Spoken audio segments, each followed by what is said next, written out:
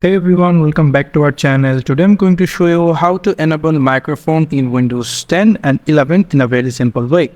So without wasting any time, let's get started. First, you just need to come over into your search option and going to search for mmmsys.cpl,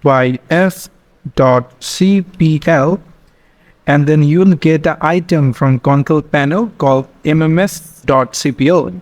So click on that to open, and you will going to open the sound windows over here.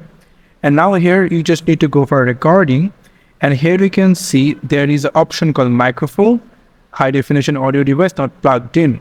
But you can see in here in your microphone it's plugged in, but if in your sound section if it's disabled, so you just need to click on this show disabled devices, and it will help you to find out your microphone that aren't disabled into your sound record. So this is how you can enable your microphone in Windows 10 and 11. Thank you so much for watching this video. I hope to see you in other videos. Till then, goodbye.